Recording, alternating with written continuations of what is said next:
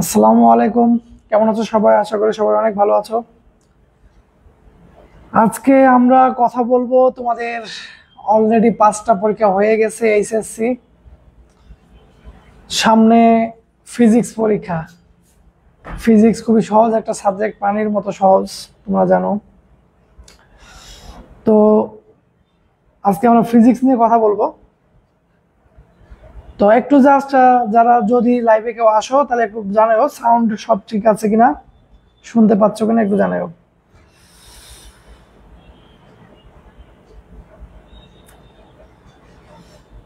আজকের ক্লাসে আমরা মূলত কথা বলবো, মানে একেবারে শর্ট কিছু কথা, যে পরীক্ষার জন্য তুমি কোন কোন সূত্র পড়বা, কোন কোন সালের ম্যাথগুলো দেখবা। দেখো, পড়া তো এই কয়দিন তুমি অনেক কিছু করে ফেলেছো,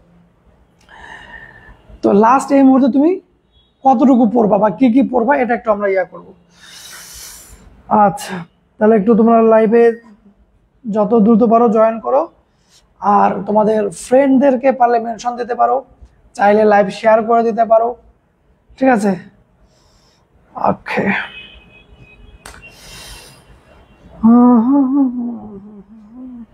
আমি গান পারলে তোমাদেরকে এখন গান শোনাইতাম, সামনে ফিজিক্স পরীক্ষা সেই খুশিতে। ঠিক আছে, ফিজিক্স এত সহজ একটা সাবজেক্ট, তোমরা অযথাই ভয় পাও।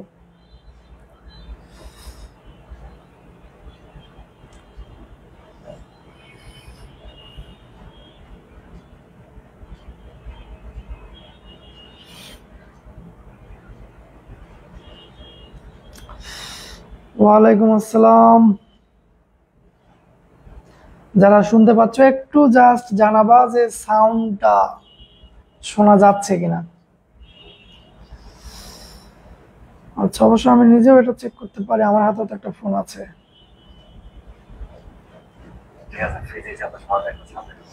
Sound clear? আচ্ছা স্যার, আপনি একটু আশেপাশে থাকেন নাকি?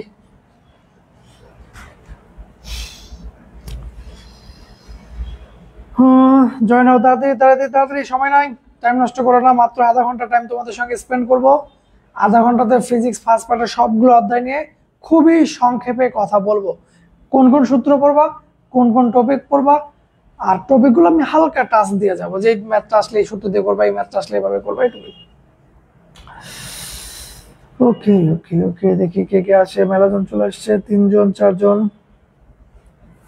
আচ্ছা, আমাদের অবশ্য লাইভে আসার কথা ছিল 6:30টায়, আমরা 5 মিনিট আগে চলে আসছি। আসলে তোমাদেরকে অনেক মিস করছিলাম, তো তাই তাড়াতাড়ি চলে আসলাম। আমরা একবারে কথা বলা শুরু করব 6:30টায়। আজকে মানে একটু বেশি কথা বলতেছি। ফিজিক্স পরীক্ষা। আচ্ছা, এটার স্ক্রিন লক হয়ে গেলে কি করব? প্যাটার্নটা বলে দাও।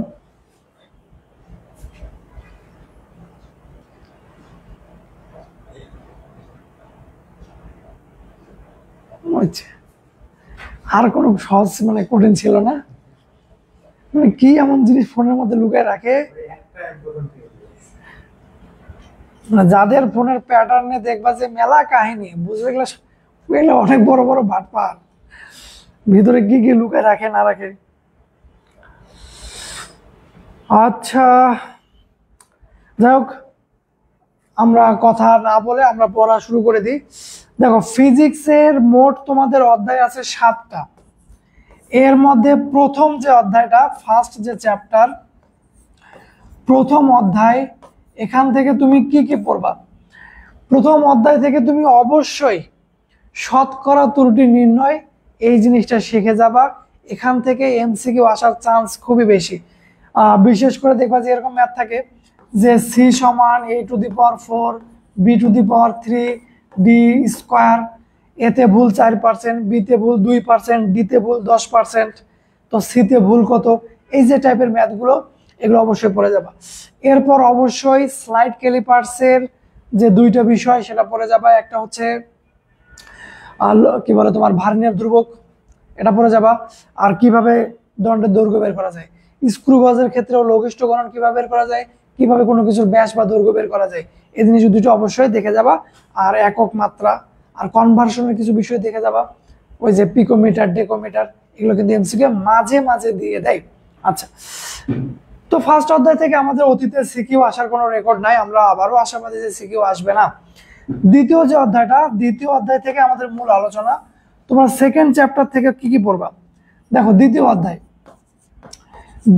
অধ্যায় থেকে আমাদের ভেক্টর যে অধ্যায়টা, এখান থেকে তুমি তিনটা জিনিসে ব্যাপক ফোকাস করবা। একটা হলো নদী পারাপার, একটা হলো আপেক্ষিক বেগের ম্যাথগুলো, এই যে ছাতা কোন দিক দিয়ে ধরবো, বৃষ্টির যে বিষয়গুলো সেটা, আর একটা হচ্ছে ভেক্টর গুণ। ঠিক আছে, এবার ভেক্টর গুণ থেকে প্রশ্ন আসার চান্স সব বোর্ডে বেশি। আচ্ছা, এরপর হচ্ছে কার্ল ডাইভারজেন্সের যে বিষয়গুলো, এগুলো মাঝে মাঝে দেয়। তো এখান থেকে প্রথমে যে জিনিসটা পড়বা সেটা হলো অবস্থান ভেক্টর। আমি একটু আলোচনা করি অবস্থান ভেক্টর। ঠিক আছে, তোমাকে একটা বিন্দু দিয়ে বলতে পারে এর অবস্থান ভেক্টর কত, তখন আমরা এইভাবে লিখবো 2i 3j plus 4k, ij এর উপর ক্যাপ দিয়ে দিবা, তাহলে হয়ে গেল তোমার অবস্থান ভেক্টর। এরপর তোমাকে বলবে যে এরকম একটা অবস্থান দিবে, এটা দিবে 60 ডিগ্রি বা 30 ডিগ্রি, দিয়ে বলবে যে এর অবস্থান ভেক্টর কত, এর একটা মানও দিবে 5। তো অবস্থান ভেক্টর বের করার জন্য এই রেখাটাকে ওরা যেখানেই দিক, তোমাকে এই রেখার সাপেক্ষে ঘড়ির কাঁটার বিপরীত দিকে ঘুরে ওই রেখা পর্যন্ত কোনটা বের করতে হবে। তারপরে ভেক্টর বানাইতে হবে এভাবে যে এই যে 5 আছে, 5 cos 60i plus 5 sin 60j, এভাবে তোমাকে ভেক্টরটা বানিয়ে নিতে হবে। এখান থেকে প্রশ্ন কিভাবে দিতে পারে সিকিউ, এখান থেকে তোমাকে প্রশ্ন দিতে পারে, বলবে যে এটা একটা ভেক্টর, এর মান 5 কোণ অমুক, এটা একটা ভেক্টর, এর মান 6 কোণ অমুক, এরকম করে দিয়ে তোমাকে এই দুইটা ভেক্টর যোগ করতে বলতে পারে, এই দুইটা ভেক্টর বিয়োগ করতে বলতে পারে, এই দুইটা ভেক্টর গুণ করতে বলতে পারে। তো খেয়াল করে দেখো, তুমি যদি ভেক্টরটা বানাই নিতে পারো তাহলে যোগ বিয়োগ গুণ তুমি কিন্তু সবই করতে পারবা, আর এখান থেকে কিন্তু সিকিউ প্রশ্ন হয়। ওকে, তাহলে অবস্থান ভেক্টর থেকে একটা প্রশ্ন তোমরা পেতে পারো। এরপর হচ্ছে নদী পারাপার। নদী পারাপার থেকে তিনটা জিনিস পড়বা। নদী পারাপার এখান থেকে তোমরা তিনটা জিনিস পড়বা। এক নাম্বার হলো যে সোজা ওপারে যাওয়ার উপায়, সোজা ওপারে যাওয়ার উপায়, মানে এপার থেকে সোজা ওপার যেটাকে বলি আমরা, সেটা বা সবচেয়ে কম পথে নদী পার হওয়ার যে উপায়টা, সেটা আমরা ডিরেক্ট, এটা গ নাম্বারে ম্যাথ আসবে, আমরা লিখব, আমরা জানি cos inverse minus U by V. অনেকে এই সূত্রটার প্রমাণও দেয়, চাইলে দিতে পারো, না চাইলে নাই। তো এই ম্যাথটা পরীক্ষায় গ নাম্বারে আসার চান্স আছে। 2 নাম্বার, নদী পার হতে কত সময় লাগে, নদী পার হতে কত সময় লাগে। তো এক্ষেত্রে আমরা খুবই সিম্পল, আমাদের বোর্ডে যে প্রশ্নগুলো আসবে বেশি পেঁচাবে না, সো তুমি সরাসরি এই সূত্র ব্যবহার করবা, D by V sine alpha.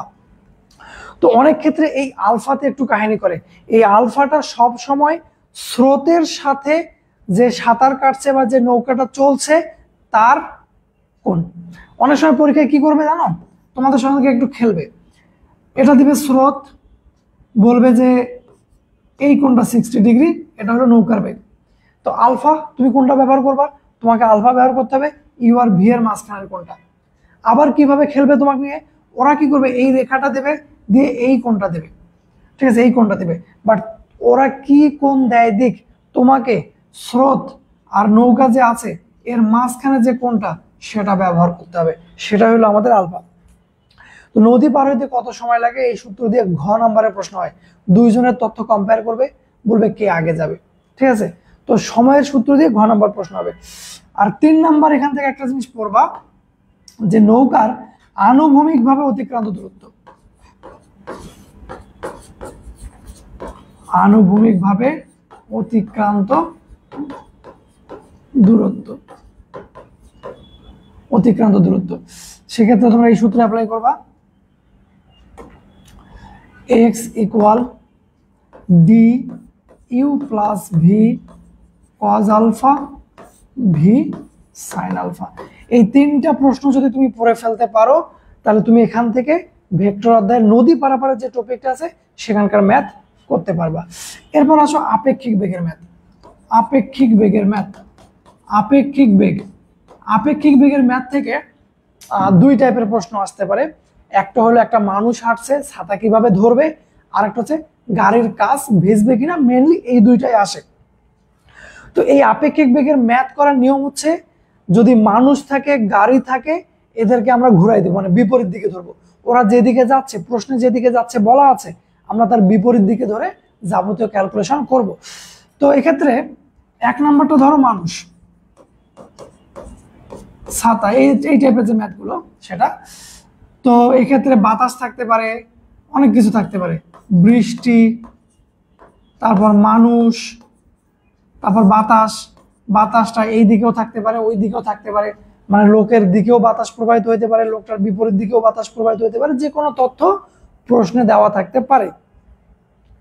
তো আমরা এই ম্যাথটা কিভাবে করব, প্রশ্নে যেভাবে বলবে যে বৃষ্টি পড়ছে, এই যে বৃষ্টি পড়লো, মানুষ হাঁটছে, এই যে মানুষ হাঁটছে, তারপর বাতাস প্রবাহিত হচ্ছে, বাতাসটা কোন দিকে, সে অনুযায়ী আমরা এভাবে ডিরেকশন দিব। এটা হলো ফার্স্ট, প্রশ্ন যেভাবে বলেছে সেভাবে চিত্র। এরপর আমরা কি করব, এই যে লোকটা আছে, লোকটা যেদিকেই যাচ্ছিল তার বিপরীত দিক করে দেবো আমরা, মানে ওই যেদিকেই যাচ্ছিল তার বিপরীত দিক করে দেবো আমরা, আর বাকি এ আর এগুলো যা ছিল তাই থাকবে। এরপর আমরা এই তিনটা জিনিসের লব্ধি বের করব। এই দুটো যেহেতু একদিকে আছে এরা যোগ হবে, এরা দুইটা মিলে একটা, এই একাই একটা, তাহলে এই দিকে পাইলাম আমরা ভিএম প্লাস ভিএ, এইদিকে হলো ভিআর, ঠিক আছে। তো এখন ফাইনালি বৃষ্টি এভাবে পড়বে। তো আমাদের লোকটা তো হাঁটছিল এই দিকে, তো বৃষ্টি যদি এই দিকে পড়ে, তার মানে সামনের দিক থেকে তোমাকে ছাতা ধরতে হবে, আর এই কোণটা তুমি বের করবা লব্ধির ট্যান থিটা বের করার সূত্র দিয়ে। আচ্ছা, আবার এমনও হতে পারে যে তোমার মানুষ যেদিকে, বাতাসও সেই দিকে, বৃষ্টিও সেই নিচের দিকে। এখন তুমি কি করবা, আমাদের ফার্স্ট কাট একটাই, যার সাপেক্ষে তাকে বিপরীতমুখী করে দেবো। তাহলে যেহেতু লোকটার সাপেক্ষে লোকটাকে বিপরীতমুখী করে দিলাম, বাকি এরা যেভাবে আছে ওরা সেভাবেই থাকবে। এরপর জাস্ট লব্ধি বের করবো, লব্ধিটা যেদিকে হবে বৃষ্টি সেই দিকে পড়বে, সো ওই ডিরেকশনে তোমাকে ছাতা ধরতে হবে। তাহলে এই দুটার মধ্যে যদি ভিএম বেশি হয় তাহলে এই দুটার বিয়োগফল কাজ করবে এইদিকে, যদি ভিএ বেশি হয় এই দুটার বিয়োগফল কাজ করবে ওই দিকে, যদি এই দিকে কাজ করে তাহলে লব্ধি হবে এই দিক, যদি ওই দিকে কাজ করে মানে ভিএটা বড় হয় ভিএম এর থেকে তাহলে বিয়োগফলটা কাজ করবে ওই দিকে, তখন এই দিকে লব্ধি হবে। তাহলে আপেক্ষিক বেগ থেকে তোমাকে এই টাইপের প্রশ্ন তারা দিতে পারে। আর দুই নম্বর হচ্ছে গাড়ি, খেয়াল করো, দুই নম্বর হচ্ছে গাড়ির কাজ, ঠিক আছে। গাড়ির কাচের বেলায় যে ঝামেলাটা হয়, ঠিক আছে, এই কোনগুলো তোমাকে পরীক্ষায় দেওয়া থাকতে পারে, বলবে কোন কাজ ভিজবে। তো এক্ষেত্রে আমরা এই যে মানুষের মতোই গাড়ি কোন দিক যাচ্ছে, বাতাস কোন দিক যাচ্ছে, ঠিক আছে, তারপর বৃষ্টি কোন দিক পড়ছে, এগুলো সব হিসাব করব। হিসাব করার পরে ফাইনালি আমরা দেখব লব্ধিটা কি এই দিকে নাকি লব্ধিটা এই দিকে। যদি লব্ধি এই দিকে হয়, ফাইনালি তুমি দেখতে পাচ্ছ লব্ধি এই দিকে, তার মানে সামনের কাজ ভিজবে। আবার যদি এই দিকে হয় তখন পিছনের কাজ ভিজবে। এখন যেটা সমস্যা হলো যে সামনের কাজ তো ভিজছে বুঝলাম, ওরা এরকম একটা কোণ দিয়ে রাখবে, দিয়ে বলবে পিছনের কাজটা ভিজতে পারে কিনা। যদি বৃষ্টি এভাবে আসে তাহলে অবশ্যই সামনের কাজ ভিজবে, এটা ভিজবে কিনা। তো এই পিছনেরটা ভিজবে কিনা, সামনে যখন ভিজছে তখন পিছনেরটা ভিজবে কিনা, এটা বের করার জন্য তোমাকে দুইটা জিনিস কম্পেয়ার করতে হবে। একটা হলো এই কোণটা কত, খেয়াল করবে এই কোণটা কত, প্রশ্নে এই কোণ দেওয়া থাকতে পারে, অন্য কোনো জায়গার কোণ দেওয়া থাকতে পারে, তুমি এই কোণটা খুঁজে বের করবা। আর ফাইনালি তোমার রেজাল্টের এই কোণটা বের করবা, ঠিক আছে, মানে কে কোন দিকে আছে নাই এগুলো অনুযায়ী। তাহলে এই কোণটা থেটাটা যদি এই থেটাটার সাথে থেকে বড় হয় বা ইকুয়াল হয় তাহলে পিছনেরটা ভিজবে না, পিছনের ভিজবে না, ঠিক আছে। আর যদি কম হয় আমাদের ওইটা তাহলে ভিজবে। আবার যদি বৃষ্টি এই দিক থেকে পড়ে, যদি বৃষ্টি এই দিক থেকে পড়ে তাহলে তো পিছনের কাজ ভিজছেই, এবার সামনের কাজ ভিজবে কিনা, মানে পিছনে যখন ভিজছে তখন সামনেরটা ভিজবে কিনা, তখন আবার সেম কথা, এই কোণের সাথে আমরা এই কোণটা মানে এখানে যে কোণটা বের হবে ফাইনালি ক্যালকুলেশন করে সেই কোণটা কম্পেয়ার করব। যদি আমরা একই ধরনের ঘটনা ঘটে তাহলে বলবো যে এই কাজটা ভিজবে না। তার মানে লব্ধির কোণ এই কোণের থেকে অবশ্যই কম হইতে হবে, তাহলে বৃষ্টি গাড়ির উপরে এসে পড়বে। তাহলে আপেক্ষিক বেগ থেকে হয় এই টাইপের ম্যাথ দিবে অথবা গাড়ির টাইপের ম্যাথ দিবে। আচ্ছা, এরপর আসো, এরপর হলো এই অধ্যায় থেকে ভেক্টর গুণ। ভেক্টর গুণ, ভেক্টর গুণ থেকে তোমরা পড়বা ডট গুণ, ক্রস গুণ। মেনলি এখান থেকে যেটা দরকার সেটা হলো যে দুইটা ভেক্টর লম্ব হওয়ার শর্ত কি, দুইটা ভেক্টর সমান্তরাল হওয়ার শর্ত কি। লম্ব হওয়ার শর্ত ডট গুণফল 0, সমান্তরাল হওয়ার শর্ত ক্রস গুণফল 0। তারপর তোমাকে ক্ষেত্রফল বের করতে বলবে, ত্রিভুজের ক্ষেত্রফল দুই বাহুর ক্রস গুণফল ইন্টু হাফ। তারপর সামান্তরিকের ক্ষেত্রফল দুই বাহু হইলে শুধু ক্রস গুণফল। তারপরে কি বলে তোমার যদি কর্ণ হয় তাহলে হাফ আসবে। এগুলো ক্ষেত্রফল ইম্পর্টেন্ট এমসিকিউ এর জন্য অথবা গ নাম্বারের জন্য। এরপর তোমাকে দিতে পারে দুইটা ভেক্টর দিয়ে বলবে যে এদের লম্ব দিকে একক ভেক্টর, এই দুইটার লম্ব দিকে একক ভেক্টর। তাহলে দুইটা ভেক্টরের লম্ব দিকে একক ভেক্টর বের করতে বললে আমরা এই সূত্রটা ব্যবহার করব। আচ্ছা, আরেকটা বিষয় তোমাদেরকে বলি, সেটা হচ্ছে কোন অধ্যায় থেকে কি কি সিকিউ তুমি পড়বা, কোন অধ্যায় থেকে কি কি সিকিউ পড়বা, সিকিউর একটা সাজেশন আমরা আমাদের ইউটিউব চ্যানেলে দিয়ে রেখেছি। তোমাদের এইচএসসি 25-এর জন্য একটা ফুল সাজেশন আমরা আমাদের ইউটিউব চ্যানেলে দিয়ে রেখেছি। ওখানে একটা অধ্যায় থেকে যে 5-6টা করে সিকিউ তোমাদের দেখার দরকার, ঠিক আছে, তোমরা চাইলে ওখান থেকে দেখে নিতে পারো। আচ্ছা, এরপর হলো এখান থেকে যদি ঘ নাম্বার প্রশ্ন হয় তাহলে অবশ্যই আসবে যে তোমাকে তিনটা ভেক্টর দিয়ে বলবে এরা একই সমতলে আছে কিনা, একই সমতলে আছে কিনা, আছে কিনা। তাহলে কিভাবে চেক করি আমরা, আমরা যে কোনো দুইটা ক্রস গুণ করি, তার সাথে আরেকটা ডট গুণ করি। যদি রেজাল্ট 0 পাই তাহলে একই সমতলে আছে, আর যদি রেজাল্ট 0 না পাই তাহলে আমরা বলি যে একই সমতলে নাই। আচ্ছা, এরপরে ভেক্টর গুণ থেকে আর তেমন কোনো প্রশ্ন হয় না, একটা ছোট প্রশ্ন হয়, সেটা হলো তোমাকে তিনটা বিন্দু দিবে, তিনটা বিন্দু দিয়ে বলবে এর একটা ত্রিভুজ তৈরি করেছে, এই ত্রিভুজটা সমকোণী ত্রিভুজ কিনা। ঠিক আছে, তো এক কাজ করবা, এই ভেক্টরটা বের করবা, এই ভেক্টরটা বের করবা, এই ভেক্টরটা বের করবা, এই দুইটা ভেক্টর ডট গুণ করবা একবার, এই দুইটা একবার ডট গুণ করবা, এই দুইটা একবার ডট গুণ করবা।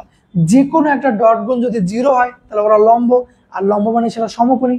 ঠিক আছে, বা এদের মানগুলো বের করে যদি দেখো সবার মান সমান তাহলে সমবাহু ত্রিভুজ, যদি দুইটার মান সমান পাও তাহলে সমদ্বিবাহু ত্রিভুজ। তাহলে তুমি মান দেখেও রেজাল্ট মানে ত্রিভুজটা কেমন এটা সিদ্ধান্ত দিতে পারো। এরপরের বিষয় হচ্ছে গ্রাডিয়েন্ট ডাইভারজেন্স কার্ভ। ঠিক আছে, গ্রাডিয়েন্ট ডাইভারজেন্স কার্ভ। আচ্ছা, তো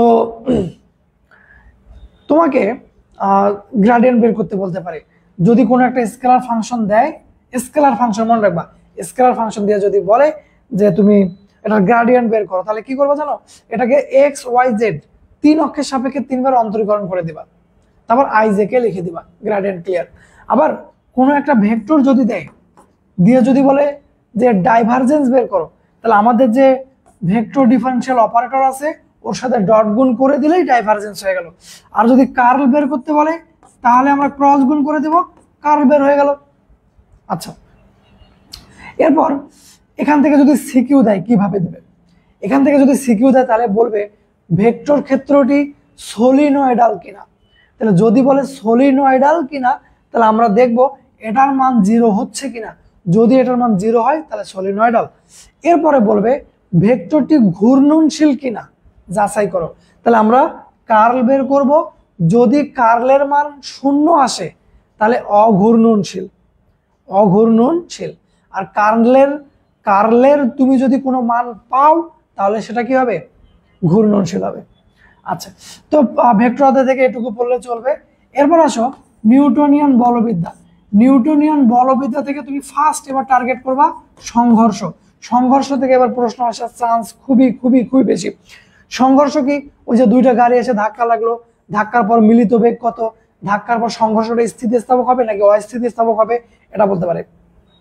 তো তোমরা জানো যে সংঘর্ষের আগের মোট গতিশক্তি আর সংঘর্ষের পরে মোট গতিশক্তি যদি ইকুয়াল হয় তাহলে আমরা কি বলতে পারি যে স্থিতিস্থাপক হবে। আচ্ছা, সংঘর্ষের পরে যেটাতে ফোকাস করবা সেটা হলো রাস্তার ব্যাংকিং। রাস্তার ব্যাংকিং, এখন বিষয় হলো যে রাস্তার ব্যাংকিং যেটা, রাস্তার ব্যাংকিং থেকে ব্যাংকিং কোণ বের করতে বলে সেটা সাইন থিটা সমান এইচ ভাগ এক্স দিয়ে তুমি বের করবা। তারপর এই কোণের রাস্তায় কত বেগে গাড়ি চালানো যাবে সেটা বের করার জন্য তুমি এই সূত্রে হেল্প নিবা, ভি স্কয়ার বাই আর জি। আর রাস্তা যদি উঁচু নিচু না করে ঘর্ষণ মানে সমতল রাখে তাহলে সেক্ষেত্রে কিন্তু তোমাকে রাস্তায় ঘর্ষণ লাগবে। সেক্ষেত্রে সূত্রটা হয়ে যাবে ঘর্ষণের বেলায় mu equal v square by r g. ঠিক আছে, আচ্ছা তাহলে এই রাস্তার ব্যাংকিং থেকে এতটুকু থেকে তুমি সিকিউ অ্যান্সার করতে পারবা। এরপরে এই অধ্যায় থেকে আরেকটা টপিক আছে যেটা থেকে এবার প্রশ্ন আসার চান্স কম, কিন্তু তারপর তুমি অবশ্যই পড়ে যাবা, সেটা হলো জড়তার ভ্রামক। দেখো জড়তার ভ্রামক তো তোমরা বিশাল ইতিহাস করে ফেলেছো একাডেমিকে, বিশাল ইতিহাস করতে যায় সবকিছু গুলাই ফেলেছো। তো জড়তার ভ্রামক আমি তোমাদেরকে কয়েকটা বলি, শুধু এই কয়টা পড়ে যাবা, এর মধ্যে থেকে আশা করি তুমি কমন পাবা। একটা হলো দণ্ডের এক প্রান্তে 1/3, দণ্ডের মধ্যবিন্দুতে 1/12, তারপর হচ্ছে চাকতি। ঠিক আছে, চাকতির ক্ষেত্রে তোমার যদি মধ্যবিন্দু ভরকেন্দ্রগামী রেখার সাপেক্ষে বলে তাহলে হাফ এম আর স্কোয়ার, ব্যাসের সাপেক্ষে 1/4 এম আর স্কোয়ার। এরপর তোমাকে যদি গোলক বলে, ঠিক আছে, ফাঁপা গোলক হইলে একটা, নিরেট গোলক হইলে একটা। ফাঁপা গোলকে কত?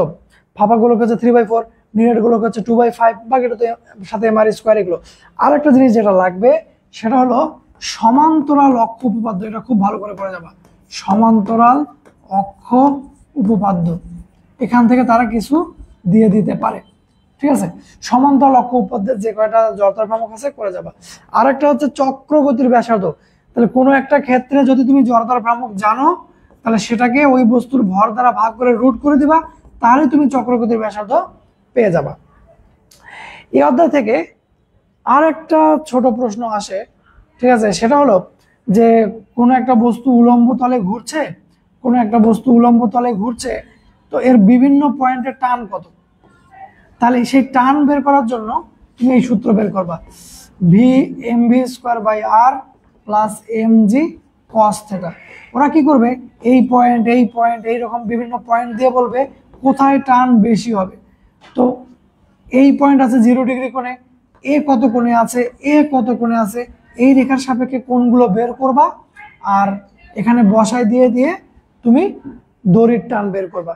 তো মান দেখলেই বুঝতে পারবা যে কোথায় টান বেশি কোথায় কম। এই অধ্যায়ের আরেকটা টপিক আছে, সেটা হলো কৌণিক যে ঘূর্ণনের যে বিষয়গুলো সেটা।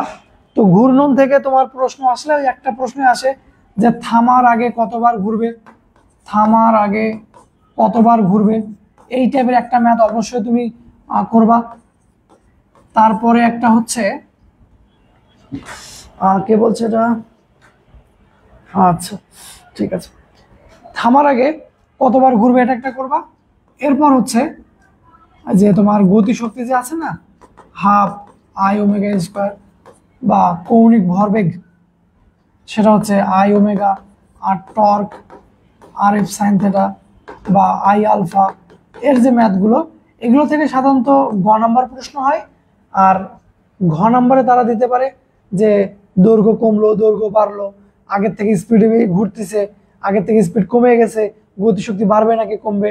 তো এই সূত্র দিয়ে তোমরা ম্যাথগুলো করতে পারবা। এরপর আসো, আসলে আমি খুব কম সময় শেষ করবো, তো তোমাদের হাতে তো সময় নাই, এজন্য একটু আমি বেশি বেশি করে স্পিডে বকছি, শুধু জাস্ট দেখে যাবা যে আমি কি কি কথা বলছি।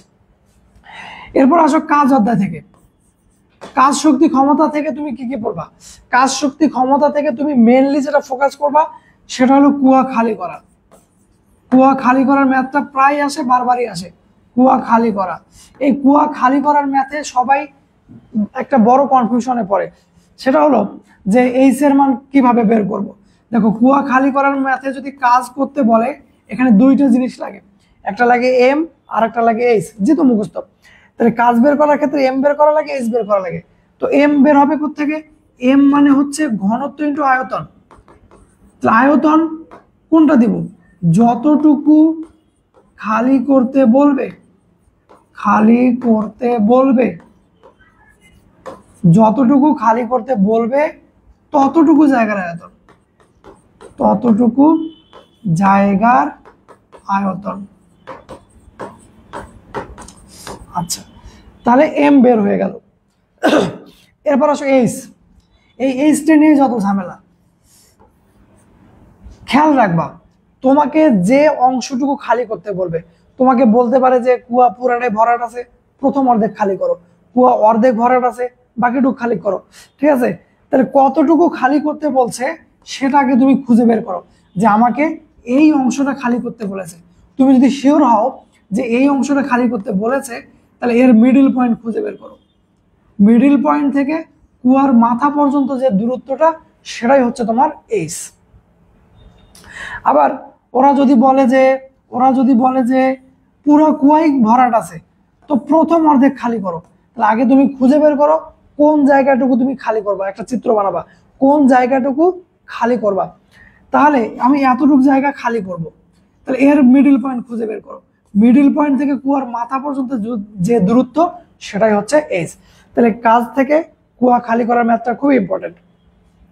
এরপর আছে ব্লক তোলা। ব্লক তোলার ক্ষেত্রে যদি আমরা এক এক করে তুলি, সেক্ষেত্রে একটা সূত্র ব্যবহার করি, MGH n into n minus 1/2। ঠিক আছে, সবগুলো ব্লকের যদি সাইজ সেম হয় তাহলে এই সূত্র, আর যদি সাইজ সেম না হয় তাহলে একটা একটা করে তুলে তোমাকে কাজ বের করে দেখাইতে হবে। আর এই অধ্যায় থেকে আরেকটা জিনিস আসে, সেটা হলো শক্তির নিত্যতা। মানে এই অধ্যায়ের মূল টপিক হচ্ছে শক্তির নিত্যতা। ঢালু তলে আর সরল রেখা বরাবর দুইটা ম্যাথ মাস্ট করে যাবা। ঢালু তলে একটা তোমরা শক্তির নিত্যতার প্রমাণ করবা, আর একটা হচ্ছে তোমার এই যে সরল দোলকের বেলায় শক্তির নিত্যতা, এটার একটা ম্যাথ অবশ্যই করে যাবা। এই অধ্যায় থেকে স্প্রিং এর ম্যাথ আছে। ঠিক আছে, স্প্রিং থেকে যদি পড়তে চাও দুটো সূত্র পড়বা স্প্রিং থেকে। একটা হচ্ছে কে সমান এফ ভাগ এক্স, আর একটা হচ্ছে কাজ, সেটা হলো হাফ কে x2 square minus x1 square. Spring এর মাথা আগে কোথায় ছিল, পরবর্তীতে মাথাটা কোথায় তুমি নিয়ে গেছো, এই দুটো জিনিস জানা থাকলে তুমি স্প্রিং এর ম্যাথ করতে পারবা।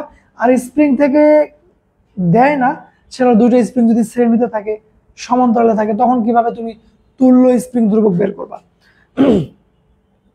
যদি শ্রেণীতে থাকে, মানে আমরা রোধে যেভাবে তুল্য বের করি, মনে রাখবা রোধে যেভাবে তুল্য বের করি, আমরা ধারকে, আমরা স্প্রিং এ, এগুলোতে আমরা উল্টা সূত্র ব্যবহার করি। ঠিক আছে, তাহলে কাজ হয়ে যাবে। আচ্ছা, এরপর এই অধ্যায় থেকে কর্মদক্ষতার কিছু ম্যাথ আসে। তো কর্মদক্ষতার ম্যাথটা তুমি এই সূত্র দিয়ে করবা, প্রকৃত ক্ষমতা গুণন দক্ষতা ইকুয়াল W/T, বা অনেকে লেখে FV, W/T মানে FV। তাহলে প্রকৃত ক্ষমতা দক্ষতা, প্রশ্নে যদি দক্ষতা দেওয়া থাকে তাহলে এই সূত্রটা ব্যবহার করবা, আর যদি দেখো দক্ষতা দেওয়া না থাকে তাহলে এইটুকু বাদ দিয়ে বাকিটুকু ব্যবহার করবা। আচ্ছা, তো মোটামুটি 5 অধ্যায় থেকে এই কয়টা জিনিস, স্প্রিং, কুয়া খালি করা, ব্লক তোলা, কর্মদক্ষতা, শক্তি নিত্যতা। তবে পরীক্ষায় আসার মতো মোস্ট ইম্পর্টেন্ট জিনিস হচ্ছে শক্তির নিত্যতা আর হচ্ছে কুয়া খালি করা। আচ্ছা, এরপর আসো ষষ্ঠ অধ্যায়। ষষ্ঠ অধ্যায় থেকে তুমি কি পড়বা, মহাকর্ষ অধ্যায় থেকে। মহাকর্ষ অধ্যায় থেকে তুমি অভিকর্ষজ ত্বরণ বের করা শিখবা। অভিকর্ষজ ত্বরণ, অভিকর্ষজ ত্বরণ 3 জায়গায় 3 রকম সূত্র। একটা হচ্ছে উচ্চতায়, উচ্চতায় কত, উচ্চতায় হচ্ছে GH ইকুয়াল টু GM ভাগ R প্লাস H স্কোয়ার, বা GR square R plus H square, যে সূত্রটা। তারপর গভীরতায়, গভীরতায় G ইন্টু 1 মাইনাস D/R। এরপর হচ্ছে অক্ষাংশে, অক্ষাংশে G minus omega square R cos square theta. তো অভিকর্ষজ ত্বরণ থেকে প্রশ্ন দিতে পারে। এরপর যেটা মোস্ট ইম্পর্টেন্ট সেটা হলো স্যাটেলাইট। স্যাটেলাইট থেকে দুইটা জিনিস পড়ে যাবা, সেটা হলো বেগ। স্যাটেলাইট মানে স্যাটেলাইট থেকে প্রশ্ন আসলে গ নাম্বারে এটাই আসবে যে স্যাটেলাইটের বেগ কত, আর ঘ নাম্বারে যেটা দিবে সেটা হলো যে ওর পর্যায়কাল বের করতে দিবে, R প্লাস H কিউব ভাগ জিএম। ঠিক আছে, তোমাকে এইচ এর মান দিয়ে টি বের করতে বলবে, টি এর মান দিয়ে এইচ বের করতে বলবে। ঠিক আছে, এইচ এর মান দিয়ে বলবে এটা ভূস্থির হবে কিনা। তাহলে এইচ এর মান বসানোর পরে এই যে পর্যায়কালটা, এটা হচ্ছে যদি গ্রহের পর্যায়কালের সাথে মিলে যায় তাহলে আমরা বলবো ভূস্থির হবে, আর যদি গ্রহের পর্যায়কালের সাথে না মিলে যায় তাহলে আমরা বলবো ভূস্থির হবে না। তাহলে স্যাটেলাইট থেকে প্রশ্ন দিতে পারে। খুচরা টপিক আছে মুক্তিবেগ √2 GR। তারপর খুচরা টপিক আছে এক জায়গাতে আর জায়গায় নিয়ে যেতে কাজ, সেটা G(m1 m2 1/r1 1/r2)। তারপরে বলছি ইয়াদের থেকে যে কয়টা সিকিউ লাগবে, ঠিক আছে, সেই প্রত্যেকটা সিকিউ আমি সাজেশনে দিয়েছি এবং সলভ সহ ইউটিউবে আপলোড করা আছে, তোমরা চাইলে দেখে নিতে পারো। ওকে, এই অধ্যায় থেকে মেনলি মাথায় রাখবা স্যাটেলাইট আসবে, নাহলে এটা আসবে, আর খুচরা টপিক হচ্ছে এই দুটা, ভালো করে পড়ে যাবা। আচ্ছা, এরপর হলো সপ্তম অধ্যায়। সপ্তম অধ্যায় থেকে জাস্ট 3টা সূত্র পড়ে যাবা। একটা হলো ইয়ং এর সূত্র, সেটা হচ্ছে FL/AL। ঠিক আছে, তোমাকে বিভিন্ন তথ্য দিয়ে বলবে কার স্থিতিস্থাপকতা বেশি, তো আমরা অঙ্ক করে যার ওয়াই এর মান বেশি পাবো সে বেশি স্থিতিস্থাপক। এরপর হচ্ছে পয়সন অনুপাত পড়ে যাবা, del D/D L/L, সামনে মাইনাস দিলে দিবা, না দিলে নাই। তো এই পয়সন অনুপাত থেকে গ নাম্বার প্রশ্ন দিতে পারে। আরেকটা পড়ে যাবা কাজ, ½ YAL²/L। আর একটা ছোট সূত্র আছে, সেটা হলো যে একক আয়তনে সঞ্চিত শক্তি হাফ গুণন পীড়ন গুণন বিকৃতি। ঠিক আছে, আর কৃন্তন গুণাঙ্ক যেটা আছে যে কৃন্তন পীড়ন সমানুপাতিক কৃন্তন বিকৃতি। তো কৃন্তন পীড়ন এখান থেকে প্রশ্ন হয় না, এমসিকিউ হইতে পারে। কৃন্তন পীড়ন সমানুপাতিক কৃন্তন বিকৃতি, কৃন্তন বিকৃতি মানে ট্যান থিটা, সমানুপাতিক উঠে গেলে তো একটা ধ্রুবক আসেই, সেটা হচ্ছে এইটা ট্যান থিটা। আর ট্যান থিটা না লিখে অনেকে কি লেখে x/y আপেক্ষিক সরণ ভাগ দৈর্ঘ্য, এভাবে লেখে। তো এইটুকু তোমরা পড়ে যাও সপ্তম অধ্যায় থেকে, মিলে এই 3টা সূত্র পড়ে গেলে তুমি এখান থেকে একটা সিকিউ কমন পেয়ে যাবা। এরপর আসো অষ্টম অধ্যায়। অষ্টম অধ্যায় থেকে কি পড়বা?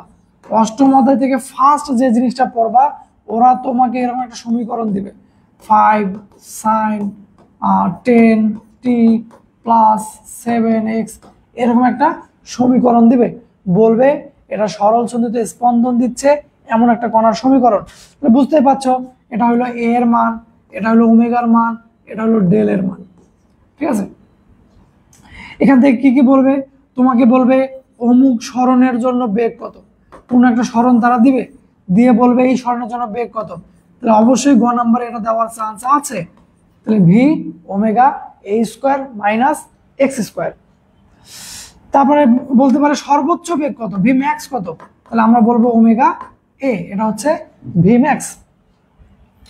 এরপর হলো তোমাকে ত্বরণ বলতে পারে -ω²x। তারপর তোমাকে ওরা বলতে পারে যে গতিশক্তি কত, তাহলে ½ k a² - x²।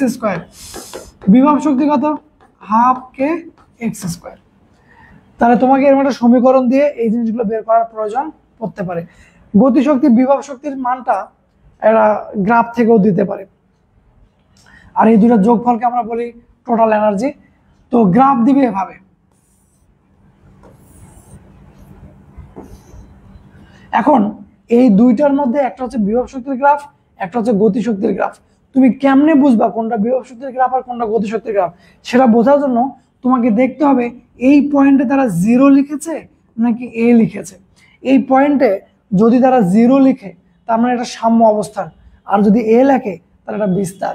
আর তোমরা মাথায় রাখবা যে সাম্য অবস্থানে আমাদের বিভব শক্তি হয় সর্বনিম্ন আর গতিশক্তি হয় সর্বোচ্চ, আর বিস্তার পয়েন্টে গতিশক্তি হয় সর্বনিম্ন, বিভব শক্তি হয় সর্বোচ্চ। যদি এখানে 0 লেখা থাকে তার মানে এই পয়েন্টটা সাম্য অবস্থান বোঝাচ্ছে, সাম্য অবস্থানে বিভব শক্তি হয় সর্বনিম্ন। তাহলে এই গ্রাফ অনুযায়ী যে মানগুলো থাকবে সেগুলো হচ্ছে বিভব শক্তির মান। আর যদি এটা দেওয়া থাকে সাম্য অবস্থানে দেখো সর্বোচ্চ মান, তাহলে বুঝতে হবে এটা হলো গতিশক্তির গ্রাফ।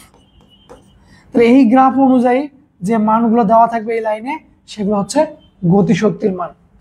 আর যদি এমনটা হতো যেখানে এ লেখা আছে, তাহলে এ বিন্দুতে সর্বনিম্ন গতিশক্তি হয়, তখন এই রেখাটা হয়তো গতিশক্তির আর এটা হতো বিভব শক্তির। তাহলে এই টপিকটা থেকে একটা সিকিউ আসার চান্স আছে। এই অধ্যায় থেকে আরেকটা জিনিস পড়বা, সেটা হলো ঘড়ি বা সেকেন্ড দোলক যেগুলো আছে এটার সাহায্যে পাহাড়ের উচ্চতা নির্ণয় করার যে বিষয়গুলো, সেটা কি কাহিনী হচ্ছে যে তোমাকে পাহাড়ের উচ্চতা বলবে, পাহাড়ের উচ্চতা। তাহলে ডাইরেক্ট এই সূত্র ব্যবহার করা যায়। আমরা জানি r plus h by r equal to t by t minus x. এখানে টি হচ্ছে কত সময়ের মধ্যে, এক্স হচ্ছে কত সেকেন্ড ধীরে চলে, কত সময়ে কত সেকেন্ড ধীরে চলে এটাকে বলছি আমরা, এটা হচ্ছে এইচ হচ্ছে পাহাড়ের উচ্চতা। তোমাকে বলবে পাহাড়ে গেলাম, এত সময়ের মধ্যে এত সেকেন্ড ধীরে চললো, পাহাড়ের উচ্চতা কত। আবার উল্টো কথা বলতে পারে পাহাড়ের উচ্চতা এত, এত সময়ের মধ্যে কত সেকেন্ড ধীরে চলবে। তো এখান থেকে তোমার পরীক্ষা আসতে পারে প্রশ্ন। তো এখানে মাথায় রাখবা যে এই এক লাইনে কিন্তু অঙ্ক হচ্ছে। তোমরা যারা টেস্ট পেপার সলভ করেছো তারা দেখেছো এই ম্যাথটা কিন্তু অনেক বড় হয়। এই ম্যাথটা বড় করে লেখার প্রয়োজন নেই, বড় করে লিখলে তোমাকে এক্সট্রা মার্ক দিবে না। সো তোমরা লিখবা আমরা জানি এই সূত্র। যদি খনির গভীরতা বলে, খনির গভীরতা বের করতে বললে r by r minus d root over t by t minus x. তাহলে সেম কাহিনী, এখানে ডি হচ্ছে তুমি ভূপৃষ্ঠ থেকে কতটুকু গভীরে নামছো। আচ্ছা, তাহলে 8 অধ্যায় থেকে মোটামুটি আমরা এটা পড়বো। আর একটা জিনিস পড়বো, সেটা হলো তোমাকে যদি বলে যে আমি ভূপৃষ্ঠে আছি, আমি পাহাড়ে চলে যাব, কিন্তু আমি এখানে সেকেন্ড দোলক ছিল আমার, আমি ওখানেও সেকেন্ড দোলক চাই, তাহলে কি করতে হবে? তখন আমরা বলবো যে আমাকে উপরের সাথে নিচের জি এর সাথে এল এর সম্পর্কটা সমানুপাতিক রেখে এল চেঞ্জ করতে হবে। তখন তোমরা এই কাজটা করবা যে এল এইচ ভাগ এল ইকুয়াল জি এইচ ভাগ জি, আর জি এইচ ভাগ জি মানে হলো আর স্কোয়ার ভাগ আর প্লাস এইচ স্কোয়ার। এই মানটা বের করে বলবা যে আমাকে উপরে গেলে এত গুণ আমার কার্যকরী দৈর্ঘ্য লাগবে। তাহলে আমাদের যদি 8 অধ্যায় থেকে প্রশ্ন হয়, তাহলে হয় পাহাড়ের উচ্চতা, খনির গভীরতা, পাহাড়ের উচ্চতাটাই বেশি ইম্পর্টেন্ট, অথবা তোমাকে দিতে পারে ওই যে কি বললাম শক্তির যে বিষয়টা, যে সরল চন্দ্রিত স্পন্দনের স্মরণ বেগ ত্বরণ শক্তি, এখান থেকে তারা প্রশ্ন দিতে পারে। এরপরে লাস্ট অধ্যায় চ্যাপ্টার 10 10 অধ্যায় থেকে তোমরা মেনলি পড়বা সি 3RT/m। এখান থেকে তোমার গ নম্বরের প্রশ্ন হয়, এই সূত্র পড়ে গেলে গ নম্বর কমন পাওয়া যেতে পারে। আর একটা হচ্ছে পিভি সমান এনআরটি, এখান থেকে তোমার ঘ নম্বর প্রশ্ন হয়। তারপর পড়বা হ্রদের গভীরতা, এটা অনেক পড়েছো তোমরা, হ্রদের গভীরতা পড়তে পড়তে পাগল হয়ে গেছো, সেই হ্রদের গভীরতা এটা পড়ে যাবা। আর ওই দিক থেকে পড়বা শিশিরাঙ্ক আপেক্ষিক আর্দ্রতা, আর যদি পারো কত শতাংশ ঘনীভূত হবে, এটার একটা ম্যাথ করে যাবা, কত শতাংশ ঘনীভূত হবে। এবার বোর্ডগুলো এই প্রশ্নটা টাচ করতে পারে, কত শতাংশ ঘনীভূত হবে, সো এটা অবশ্যই একটা পড়ে যাবা। তো এই অঙ্কগুলো তো পারা যায়, এগুলো ডাইরেক্ট পারা যায়, এগুলো নিয়ে সমস্যা হয় না। সমস্যা হয় তোমার আপেক্ষিক আর্দ্রতা থেকে একটা জিনিস বের করতে দেয়, সেটা হলো কোথায় স্বস্তি বোধ করবে, এটা নিয়ে আমাদের কনফিউশন তৈরি হয়ে যায়। তো মনে রাখবা তোমাকে তো দুইটা এলাকা দিবে, বলবে এই এলাকায় মানুষ স্বস্তি বোধ করবে নাকি এই এলাকায়, দুইটা এলাকা দিয়ে তারপর কিন্তু কম্পেয়ার করতে বলবে, ঠিক আছে? তো তোমরা কি করবা, তোমরা আর এর মান বের করবা, যে এলাকার আর এর মান 50-এর সবচেয়ে কাছে সেই জায়গায় মানুষ স্বস্তি বোধ করবে। ধরো এক এলাকায় আর এর মান পাইছো 48, আর এক এলাকায় আর এর মান পাইছো 60, তাহলে 50-এর সবচেয়ে কাছে হচ্ছে 48, তাহলে মানুষ 48-এ স্বাচ্ছন্দ্য বোধ করবে। এক এলাকায় পাইছো 52, আর এক এলাকায় পাইছো 40, তাহলে 52 50-এর কাছে, সব মানুষ 52-তে স্বাচ্ছন্দ্য বোধ করবে। তো এভাবে তোমরা অ্যান্সার গুলো করবা। তো এই যে 10টা অধ্যায় নিয়ে, সরি 10টা না 7টা অধ্যায় নিয়ে আমরা কথা বললাম, তোমাদের সিলেবাসে 7টাই ছিল। 7টা অধ্যায় থেকে কিন্তু 8টা সিকিউ হবে, তার উপর আবার ফার্স্ট অধ্যায় থেকে সিকিউ হয় না, তার মানে অধ্যায় 6টা প্রশ্ন হবে 8টা। তাহলে এজন্য প্রত্যেকটা অধ্যায় থেকে তো একটা একটা করে হবেই, আবার কোনোটা থেকে 2টাও হইতে পারে। 2টা হওয়ার ক্ষেত্রে প্রথম যে 3টা চ্যাপ্টার ভেক্টর, নিউটন, নিউটনের বলবিদ্যা আর কাজ, এই 3 অধ্যায়টাই আমাদের বেশি টার্গেট করা হয় যে এখান থেকে 2টা দেওয়া হবে। আর এমসিকিউ এর যে বিষয়টা, এমসিকিউ গুলো তোমরা পড়বা কি বলে তোমাদের বোর্ডের যে প্রশ্নগুলো আছে আর বইয়ের শেষে যেগুলো এটুকুই পড়বা, এতে ইনশাল্লাহ হয়ে যাবে। আর ক এটা বিগত সালের বোর্ড প্রশ্ন পড়ে যাবা। আর রিসেন্ট যদি টেস্ট পেপার থাকে তাহলে মোটামুটি 8-20 8টা 10টা বা 15টা কলেজের গুলো পড়ে যাবো, তাহলে ইনশাল্লাহ হয়ে যাবে। আর আমি যে এর বইটা দিয়েছি তোমাদেরকে সেটা পড়লেও তোমাদের ইনশাল্লাহ হয়ে যাবে। তো যাই হোক, তোমাদের যে শর্ট আলোচনাটা করলাম এর মধ্যে থেকে আমি আশা করি যে তোমরা কমন পাবা। তো পরবর্তীতে তোমাদের যদি কারো কোনো প্রবলেম থাকে নক করবা, আরো একটা দিন হাতে আমাদের আছে, কালকে সারাদিন। তো আমি তোমাদের যে কোনো প্রয়োজনে তোমরা নক করলে আমাকে পাবা। ঠিক আছে, ধন্যবাদ, আল্লাহ হাফেজ, আসসালামু আলাইকুম।